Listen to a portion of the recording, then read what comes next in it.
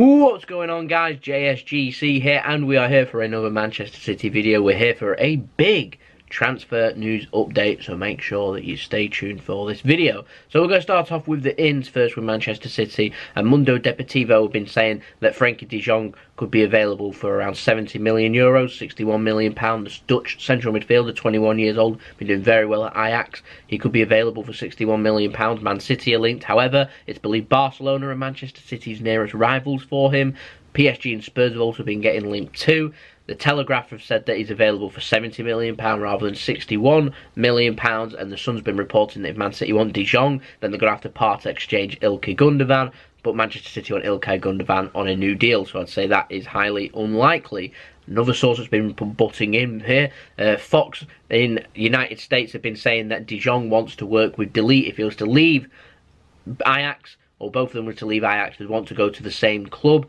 Barcelona and Manchester City have been linked with both Ligt and De Jong. And we're going to move on to Matthijs Ligt now, and Mundo Deportivo, the same source that was reporting the figure of £61 million for De Jong, have said that for €75 million or £66 million you can have Matthijs Ligt. Now, a combined total there of £127 million sounds like a good deal actually for them two players. Very young, world-class potential players. Man United, Juventus and Bayern Munich are also interested in Matthijs Ligt along with Barcelona too. The likeness of us getting these players, I'd say, is highly unlikely, so we'll just move that to a side, but we'll continue to get linked with these players. I'm expecting us to get linked with more players in the central midfield zone as well, but you know, you never say never. We don't know. Next up, Bild in Germany have been reporting that Manchester City want Genoa striker Krysztof Piatek, is that how you say his name? I don't know how you say his name, but he's a 23-year-old Polish striker. He's scored 13 goals in 8 appearances, and he's been dubbed the new Lewandowski, which I hate it when things like that happen, but Manchester City getting linked with strikers, which I find particularly interesting. Obviously, they've only got Sergio Aguero and Gabriel Jesus that can play up front at this moment in time. Now, next up, we've got a bit more striker news, and we've been getting linked with Karim Benzema of Real Madrid. Now, the handyman of Benzema, Leo de Sousa, he has said that if Karim Benzema wants to leave Real Madrid, then it'll only be for PSG or Manchester City. PSG being French, and the strike force not being anywhere near as strong as what Manchester City did, particularly in the striker zone, not the attackers, the striker zone, then PSG is nowhere near as strong, and so a move for Benzema would make sense. Real Madrid starting to lose some of their players. I'll get onto that in a moment. Now, Pep, he's refused to rule out a move for Jadon Sancho. Said he tried to keep Jadon Sancho at Manchester City whilst he was here. City been linked with big money moves. Some companies have been throwing out £100 million, which is just ludicrous. We're not going to be paying £100 million for Jadon Sancho. Pep Guardiola did say in his press conference, though, that Jadon Sancho chose to leave Manchester City, so he doesn't see why he'd want to come back. He probably would, if Man City wanted to and be serious to sign him, he probably would come back if he could guarantee that he'd be a regular starter every single game. He's not going to get that guarantee, he's not going to get that guarantee anytime soon, so I doubt that he'd be going for Manchester City. I know Borussia Dortmund do want Jadon Sancho on a new contract, because they've got interest from other European clubs out there. Juventus are getting linked with Jadon Sancho, so, you know, a bit of exciting times there for Jadon Sancho, who continues to do well in the Bundesliga. Next up, City have been getting linked with Nathan Ake from Bournemouth. He's can play centre-back, left-back and defensive midfield, a versatile player, and apparently, according to the Mirror, Pep Guardiola has been impressed with the versatility of him, and he's a new name for Manchester City to be linked with. I've heard some say £40 million, which I think is a bit scary if you're considering paying £40 million for Nathan Ake, but there we go. Next up, sources in Italy have been saying that Manchester City are interested in Juventus left-back Alex Sandro, who would be available for around €50 to £60 million, which fits in the bill of what Manchester City are after or willing to pay for Jorginho, which is around £45 million to around £50 million if Man City wanted to haggle. Now, Juventus want Marcelo to replace Alex Sandro, because Marcelo wants to link up with Ronaldo again at Juventus, and that's where this transfer rumour has come from. Now, I doubt he'd want to join us, as we already have quality with Benjamin Mendy at Manchester City. I don't think he'd want to sit on the bench. I don't think Mendy would want to sit on the bench. It's good to have competition, it's good to have quality players. I just think that Alex Sandro's too much quality with Benjamin Mendy there, that you'd end up with one unhappy player in a very quick period of time. I'd suggest Manchester City go with a player that's more happy to maybe sit, not on the bench, but maybe to be more of a squad player like Fabian Delph is, and so it doesn't upset the apple cart with other players there. So I'll put that one onto the back burner. possibly a lie. Now, last but not least, in news for Manchester City, L'Estampe, I don't know who they are. They're in Italy. They've been reporting that Manchester City have joined Juventus in the race for Sporting Braga winger Francisco Trincao, is that how you say his name? I hope it is. But he's the 18-year-old Portuguese under-19 player who scored 11 goals in 16 games for the Portuguese under-19 side. And Braga apparently want £26 million for him. Juventus had a £5 million bid rejected in the summer.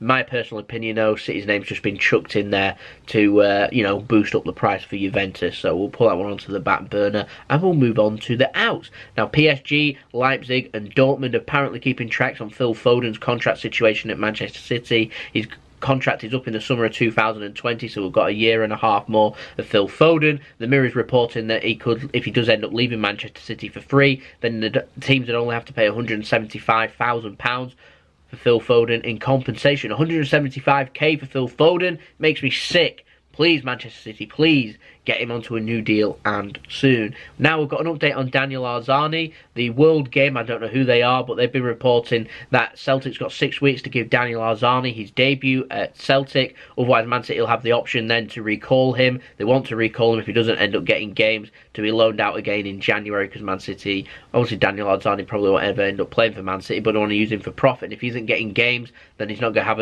his price of him isn't going to go up. Man City, I know, are particularly unhappy about this. Brendan Rodgers, however, has said that he can't be recalled and he's willing to give him a chance soon, but he is young, so it might take a little bit of time for him to get some game time, which in my opinion is nearly a quarter of the way through his 2-year loan. It's a waste of a loan, and I hate when we loan players to Celtic, and I wish we would stop.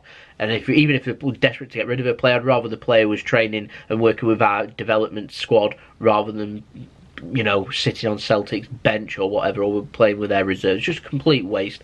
Bad bit of business, that, from Manchester City. Now, next up, Turkish sources have been saying that Fenerbahce want Oleksandr Zinchenko on loan in January. Their manager, Fenerbahce, says he'll promise him more minutes and he'll be a regular first-team player. However, he's the manager of PSV when Zinchenko was there. He didn't get a lot of minutes there, so yeah, pretty strange. I imagine City would be looking for more of a permanent move rather than a low move. £16 million bid came in from Wolves in summer, so it'll be interesting to see if they ignite their interest. And speaking of igniting interest, sources in Spain have said that Betis want to ignite their interest in Zinchenko in January. I think they had a £12 million bid, which I think was accepted. Zinchenko ended up staying. He ended up playing a couple of games for Manchester City, where he's come in and he's done well when he has come in. So Manchester City may well look to sell in January. Will he leave? Won't he leave? Let me know what you think in the comments below. Now, the Daily Mail have been reporting that Real Madrid have scouted Raheem Sterling during the match with England in Seville, and they were very impressed by what they saw, and they're now keeping a very close eye on the situation with regards to his contract with us. So hopefully Manchester City can get Sterling on a new contract too. Well, that's the end of the out, so we're going to move on to a bit of contract news. And first, we're going to start with Manchester City Academy youngster Tommy Doyle has signed his first ever professional deal with Manchester City. The 17-year-old central midfielder, well done, fully deserved. He's the grandson of former Manchester City player Mike Doyle, who played the majority of his career for Manchester City from 1965 to 1978. And he's also the grandson of former Manchester City player Glyn Pardoe, who also ended up playing the whole career for Manchester City from 1962 to 1976. Absolutely brilliant. The future's proper blue with young Tommy here. So, you know, it's emotional, and I'm sure it means it means loads to him. Couple of Manchester City players that dedicated their whole career near enough to Manchester City, so he's able to sign for where his granddad ended up playing with Manchester City. He can do the same too.